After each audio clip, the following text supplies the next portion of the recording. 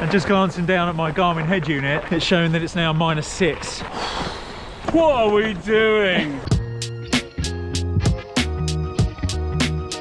Good morning and welcome to what is ridiculously a ride in -5 temperatures this morning. Oh, I can't even think straight, let alone talk. So yes, we've come out today and very much like last Sunday's ride where it snowed and we decided to come out on the Treadway to avoid slipping over on any ice on the roads. Today we're back out on the Treadway because it's even colder than last weekend. There's no snow, but it is colder. One thing that is different this week though is that we have a pomp with us. Oh! And the exciting thing about that is that this is Stu's first ever gravel ride. Hang on, this is getting a bit hairy. Oh! Oh! Alright, yeah, maybe we should have gone through the forest. Couldn't do that on your skinny 700s, could you? You know what this needs? Speed and power.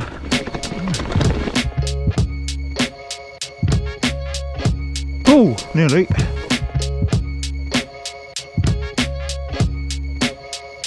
Now the interesting thing about being joined by Stu today is that this is his first ever gravel ride and he's riding it on the super budget gravel bike that I built him from an old ML Aurora, I think it was, or Emily, I don't know how you pronounce the name. I'll put it up on screen so anyone else can have a go at it. But like Jimmy's gravel bike that I built him from an old 90s junk mountain bike, this one is pretty much the same, although this one Stu wanted sandblasting and re-powder coating in his beloved Arsenal colours. Cue loads of Tottenham fans switching off now.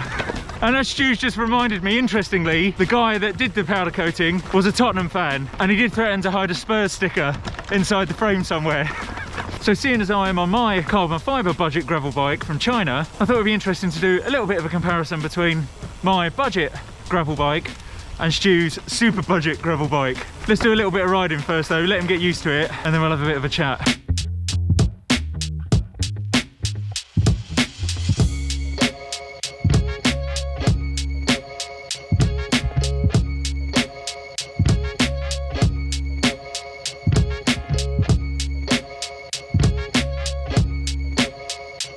Right, well we are finally on the Treadway and I have to apologise immediately for the sound of jet engine noises. We are right next to Stansted Airport and I had waited. It has now disappeared. I was waiting for ages for it to disappear, but it seemed to be taking forever, so I thought, well, I need to just start recording. But now it has disappeared. But yes, we're now on the Treadway and we're only, what, 5 miles into this ride. And Stu, being on his first gravel ride ever, he's already discovered mine and Jimmy's theory of gravel miles being worth more than road miles, and we've gone with the ratio of 1 to 3. So currently, I don't know, you feeling like this is a 15-mile ride so far? Yeah, 15 miles. So yeah, gravel miles are definitely harder than road miles, and up here on the Treadway today it's even harder, whereas last weekend it was snow, so it was all very muddy and slushy. Now the churned up mud is completely frozen and it's very bumpy under wheel, and yeah, we've hit quite a few tank slappers already. But as I said last week, this Treadway is an absolutely beautiful, quiet, traffic-free route, and I'm not sure again how far we're going to get today, but I have planned our route today to go to the Old Rain train station platform, which is just past Great Dunmow, because they have a lovely cafe there called the Booking Hall. Now that doesn't open until 9:30, so I don't know if we'll get there before that actually opens. If that doesn't open, we do have a backup plan because every good ride needs a cafe stop. So we'll head back down the Treadway and we'll find another cafe a bit closer to our end of it. But all that aside, let's get onto the bike. So as I said earlier, Stu's bike is made from an old ML Aurora frame, which I got for free off Facebook Marketplace probably about 2 years ago now. And yeah, as Stu has just pointed out, he banged on about me getting it done for him for ages, and yeah, it took me a while to get around to it. I was going to do a video of the build, but I never got around to doing that either, and I was actually a bit concerned that it was going to be a bit too much like Jimmy's gravel bike build that I did for him, his budget one. So I just built it on my own off camera and then gifted it to Stu a good few months later. But how are you finding it so far, Stu? It's nice. I think the gravel is heavier on the arms and the hands, isn't it? A bit more vibratio than a road bike. Yeah, it's good. Got to work out which way the gears go up and down. Yeah, we were just going up a hill a second ago and it looked like Stu was having a bit of laboured trouble And when I got close to him, pulled up next to him and looked down, he was in the big ring at the front. So yeah, I think it's going to take a little bit of a while for him to get used to the shift levers at the front, which leads me nicely on to the components. So on that bike, Stu has got micro shifters, and I had those on my first ever road bike, which was a Triban 500 SE from Decathlon, and they worked absolutely perfectly. They get a lot of hate online, or at least a few years ago they got a lot of hate, but since they brought out their new Microshift Sword gravel group set, they seem to be getting quite a bit of love online now. But I'm going to be all hipster and say I loved them before they were cool. And originally I had left the old original 26-inch wheels on the bike. However, weirdly they had some kind of slanted rim profile to them, as well as slanted brake blocks to go with them. When I gave him the bike, took it for a ride around our village, and he found very quickly that those brakes weren't very effective. So unfortunately the bike got put in the garage for quite some time, but he has eventually bought a new pair of lightweight KX aluminium 26-inch wheels, which I fitted for him yesterday. And aside from the fact that he can now actually brake, the weight difference between the two sets of wheels is incredible. I think the old set comes in at about 3.2 kilos and the new set is under 2 kilos, so there's well over a kilo difference in weight, so he should feel that quite a lot on the climbs. I did leave the original linear pull brake calipers. I don't know exactly what type of brake calipers they are, but they are perfect for drop shifters. Despite the fact they're from an old 90s mountain bike, they do work with modern drop shifters because they are a long pull ratio style brake caliper, as opposed to a short pull brake caliper that you normally find on more modern mountain bikes. So yeah, they work perfectly with the drop shifters, which was very cool. Because there was another gravel bike I built for my other friend Chris, and those had the long arm style brake calipers on them, which I had to get creative with and buy some travel agents, or big snails as they're known on AliExpress, which modulates the amount of cable that gets pulled from the brake shifter to the actual caliper. That was quite an interesting solution, but I didn't have to use that on Stu's bike, which was very handy. Now, if you've watched a few of my Workshop Wednesday videos from back last year, you may well have seen the fork from this bike, because I did use it as an example of how to remove a crown race with only very basic tools, without the proper crown race removal tool. And I had to do that prior to the fork and the frame going off to be sandblasted and powder coated. And then in terms of the crank at the front, I'd originally bought a very basic budget Pro Wheel branded crank from eBay, I think it was, for about 20-25 quid. I had a few problems with it though, in that I don't know whether the chain rings were further apart than other cranks that you can buy, but it just wasn't shifting properly backwards and forwards between the small ring and the big ring. Then, as luck would have it, I bought a bundle of bits from the John Pye & Sons auction site, and within that I got 2 or 3 kind of basic Shimano crank sets, and when I put that one on there, that worked perfectly. So that was very fortuitous, and now he tells me that it shifts backwards and forwards like a dream, so that is very good. And then beyond that, the last major component is the drop bar, which I got from Planet X. It's a Selkoff Serato, I think it was, or something along those lines, and I got it on discount. It only cost me about 10 quid. It is an aluminium drop bar, it isn't a carbon fibre one, but then the whole bike is made of steel, so it would seem a little bit silly putting a carbon fibre handlebar on a very heavy steel bike. And talking of it being steel, that leads me on to a good point, because given that I never did a build video of this bike, I didn't actually weigh it, so I've no idea how much it weighs, but I'll weigh it when I get back and I'll put it up on screen now. But as I said earlier, with the new wheel set, that weight will have been fairly significantly reduced, which is always a benefit. And aside from that, the last few minor components are the front and rear derailleur, which were actually original on the bike. Never changed those at all. But they still work very efficiently, and they work absolutely perfectly with the new style Microshift drop shifters. So Stu's bike cost 160 quid to convert from an old mountain bike, and that was for the new handlebars, the stem, the crank, the freewheel at the back, chain, a few other bits and pieces, tyres and inner tube, that sort of thing.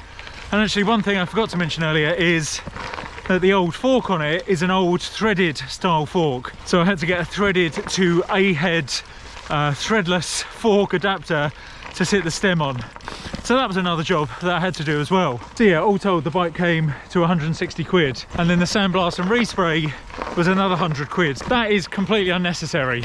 You don't need to do that at all. You could just leave the old paintwork on there. So in total 260, but for just the components, if you wanted to convert a bike like that yourself, 160 quid, which I hope you'll agree is an absolutely cracking price for what appears to be so far, and by how today has gone so far, a very decent gravel bike, and a perfectly capable gravel bike at that. So that's Stu's ultra budget gravel bike that I built for him. But what about my Chinese carbon fibre standard budget bike? Right, let's have a bit more of a ride on the Flitch Way and we'll have a chat about it.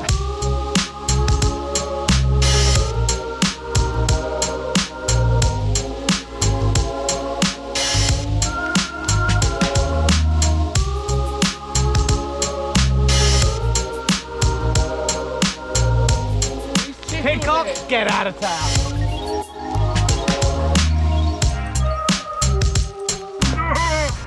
Get some butter.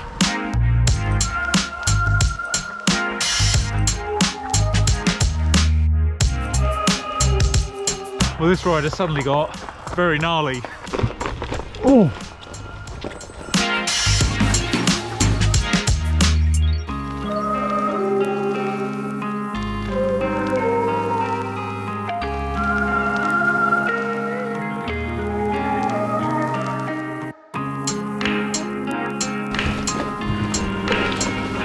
All got a bit cyclocross there for a second. Right, well, I think we're back on a proper trail now and tumble down trees are behind us, but who knows? It's all part of the adventure, right?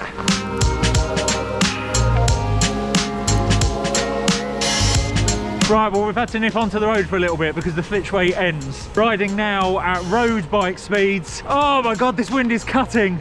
But it does at least give me a chance to fully utilise the rear radar light that Stoic Plus recently sent me, which I'm going to be doing a review video on soon, so watch out for that. I've just realised that I've taken my hat off and my head is feeling cold. I was thinking, is it still on?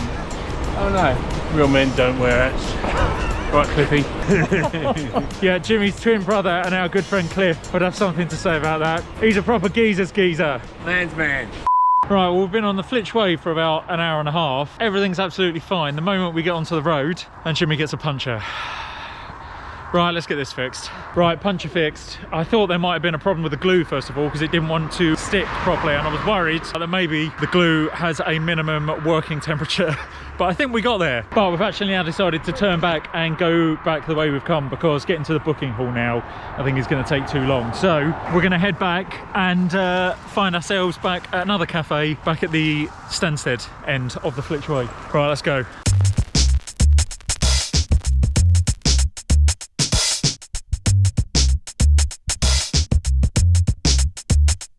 Right, we're back on the trail, off of the road, away from the traffic, but even better is away from that biting wind when you're doing road bike speeds. Woo! And now we're in amongst the trees in the forest. You get very little wind anyway. Oh, now we've got this bridge to go back over. I feel like we were tempting fate the first time. I'm a bit concerned about doing it a second time.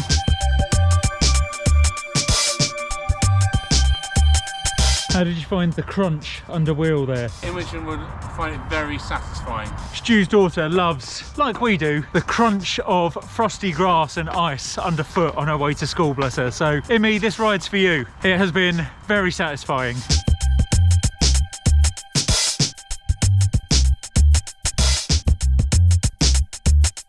For a brief moment there, the sun poked out from behind the cloud, fog and mist, and it was absolutely beautiful. I think I may have managed to capture it on the Insta360. Still mightily cold, but suddenly very, very beautiful. Right, well, the three of us are now very happy to learn that the temperature is just 0 degrees. So it is just freezing now. It is not sub-freezing. But despite that, we are still having an absolutely awesome time on these gravel bikes. But let me take you through a few details about my bike. So I built this bike using a cheap Chinese carbon fiber frame from a company called Seraph, and this is the GR047 variety or model, whatever you want to call it, with the 47 denoting that it has a T47 bottom bracket, which, as I've mentioned before, is a very good thing because not only is it a screw fit bottom bracket, it is also absolutely huge, or the shell for it is huge, which gives a lot of room to get your fingers inside the underside of the frame to push cables and cable housings and all that sort of thing through. And so far I've probably only done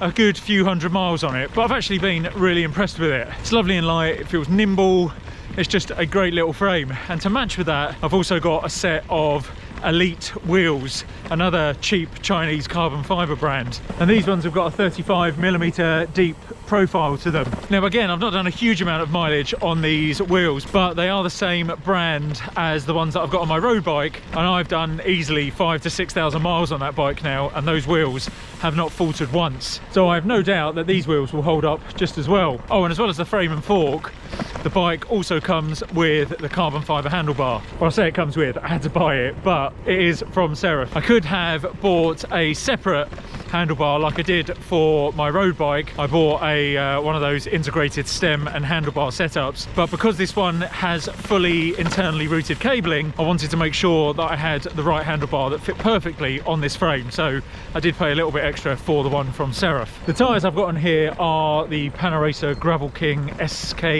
Pluses, I think, and I can't remember whether these particular ones I've got on are the 38 or the 43mm ones, because I've got both sets. I think these might be the 43s. I think the 38s are on my son's gravel bike currently. And then everything else, the entire group set on this bike, is Shimano GRX. Now it is a mixture of GRX 400, 600 and 800. So the brake calipers front and back are GRX 400, which is Tiagra level, I believe, in the road world, and then the shifters and the crank are GRX 600 level, which is 105, and then the front and rear derailleurs are GRX 800, 810 and 812 I think they are, which is Ultegra level. The rear derailleur is actually only designed to work on a 1x system. Now I know that might sound a bit strange, and I did explain this in the full review video I did quite a few months ago on this bike, and I said in that video that I've got this working with a 2x, so I didn't really understand why the rear derailleur was only designed for a 1x, but someone very clever commented on that video saying that actually it has something to do with the hinge points on the rear derailleur. It's designed to work with a 1x system, so it isn't designed to spring forward as far as it will do when you're moving from a small to a big chainring at the front. So we'll see how that works over time and if there's any additional wear on the rear derailleur, but currently it's working absolutely fine, no issues with it at all. And the brakes are absolutely fantastic. Prior to having the wheel top EDS-TX wireless group set on my road bike, which has got hydraulic brakes, I had cable actuated brakes on it, and they were absolutely awful. So when I finally moved over to this thing with fully hydraulic brakes, it was like night and day, and I felt like if I pulled the brakes too hard, I'd go flying over the handlebars. So yeah, the brakes on this are mint, and everything else to do with the drivetrain, the shifting and everything is absolutely beautiful. And in terms of weight, this thing comes in, from memory, I think it's just over 9 kilos, but again, I'll flash it up on screen because I've completely forgotten I built this thing so long ago. So although it isn't quite as light as my 7.5-ish kilo road bike, you do have to remember that this is a gravel bike, and you do want a little bit of a heft to it. You don't want to be flying down a trail for your front wheel to hit a stone and for the bike to be thrown off to one side because it doesn't have enough weight for itself. And so for a budget Chinese carbon fiber frame, this thing is absolutely beautiful, and I am very, very happy with how it's turned out. And here we are back next to the airport again, so apologies for the aircraft noises again. But talking of budget, whereas Stu's bike cost 160 quid to convert, this one cost just under £1,200 to build, which means that Stu's cost about 15% of what mine did. So there is a huge disparity in the price there. Let's be honest, part of the romance of that is that you are saving an old bike from the scrap heap, which I've got a lot of time for. It might be a low-end offering, it might have been a budget bike back in the day, but there's nothing to say that it can't still be a perfectly working and efficient bike, as it's proving to be now. So Pomp, we've done a good 22 miles now on your inaugural gravel bike ride. What do you reckon to the bike? I enjoy it. It's good, it's sturdy. As I say, the brakes I'd like them to have a bit sharper, as a risk averse, going down the hill too quickly. themselves type person. I am often on the brakes and these feel a bit less responsive than I would like. But other than that, it's very comfortable. Don't feel like I'm going to fall off, he says. Keep rolling, it's going to happen now.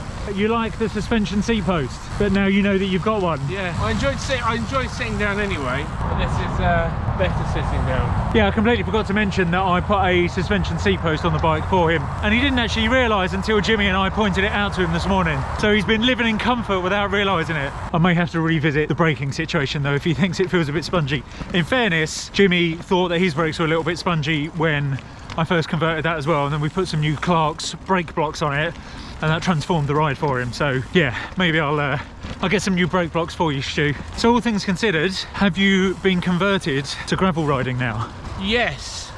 Is that the corporate line? Yes. 3 stars. 5 stars, Peter. But hang on, but what about 3-to-1 ratio of road miles to gravel miles? Do you think that stands up? Yeah, so done 63 miles today. I'm feeling pretty good about that. Yeah, there you go. 21 miles done on the road, 63 on gravel. But let me know your views. What would you choose if you were building a bike for yourself? And I'm not going to say money no object because that would negate the whole purpose of this review. If you were doing this yourself with your own budget, would you go for Stu's super ultra budget option of a conversion of an old 90s mountain bike? Or would you go for the standard budget version and get a cheap Chinese carbon fibre frame? Now, there are pros and cons in a lot of people's minds for both of those things, so it really is a test to see which one is going to win out. Let me know your thoughts below. Let me know what you would do, because I'd be really interested to hear. Right, well, we're going to go and enjoy the last few miles of this gravel ride, so I am going to end the video here. So thank you very much for watching. I hope you found this interesting, and We'll see you on the next one. Take care now. Bye-bye. and I'll put it up on screen now. Oh, in the bush!